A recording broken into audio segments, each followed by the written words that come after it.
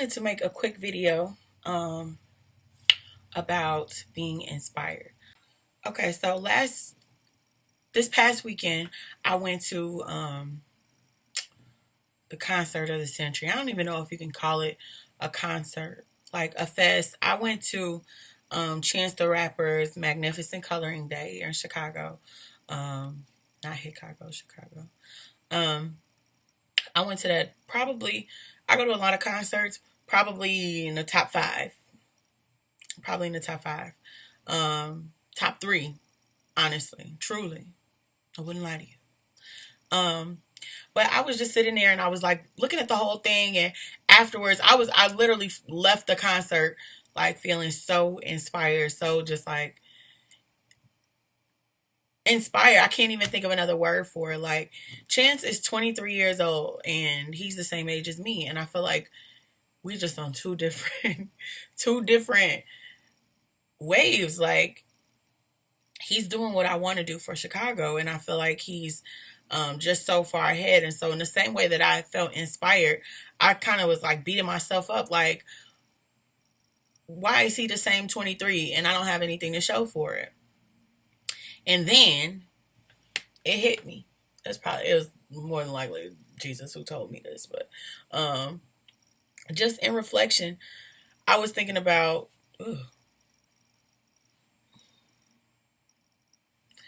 I did some reflecting, and I was thinking about just how much work it had to have taken to put that show on.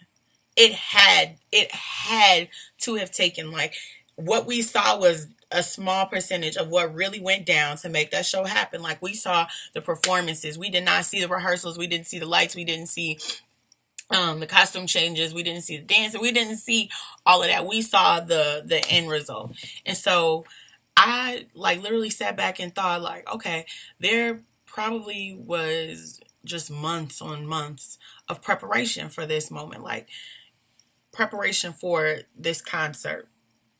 And so that also put into perspective for me. And like I said, it just came to me when I was reflecting. So it was likely God talking to me. But I am, can you behave? I think I'm where I'm supposed to be right now. I am in the developing phase of some really great things, I think, in my opinion, and really that's the only one that matters. But I just been like in this space where I feel like I'm not working quick enough. I'm not doing things fast enough, or the results aren't coming quick enough. And then it hit me, like it dawned on me, like it doesn't need to be quick. Like all of that back work, all of that preparation led up to that great performance, that great show. But there's so much behind the scenes work that goes on to get to that point, and it's gonna take some time. So my message to you, my message to myself, is just to remember that you can work silently. You can work in the background for a while before it's time to get on stage. You cannot microwave greatness. You have to do what you have to do behind the scenes. And I would much rather take more time to develop something that I love, and that I'm proud of, than to try to hurry up and put something together for the public and not feel proud of it. I want to be able to say, I did this, I put my best foot forward, and these were the results. Um, and I truly feel like Chance did that. I left that concert feeling so inspired. Anyway, I didn't come here to talk about the concert. I just wanted to talk about how inspired it was. And just to remind you and remind me that it doesn't matter how long it takes. You want to make sure that you're setting realistic goals for yourself and that you have an appropriate timeline for yourself, but don't try to rush things. You cannot microwave greatness, and it's going to come when it's time to. For me, and I'm telling you that it's for me because this is what works for me, and I'm not saying you have to do it at all because you're grown. But what works for me, anytime that I'm trying to produce anything, is to sit down, and I have 5 P's that help me. You may have four if you're not spiritual, but the first one is to pray. Um, I kind of have to pray over everything because I feel like if I want it and it's not aligned in God's will for me to have it, if I try to take it anyway, it'll be cursed, or it won't work. It'll fall through. So I make sure that I pray about it first. After I pray, I plan. So planning is pretty much just sitting down, developing a strategy, writing down your goals, what you need, what you want to accomplish, and what you need to accomplish it, and what you have, or what I have. So I do my research. Planning can include a lot of things, but it's definitely an essential step before you just jump into anything, to know what you're doing and know what you need so that you can make sure that you have what you need to get what you want.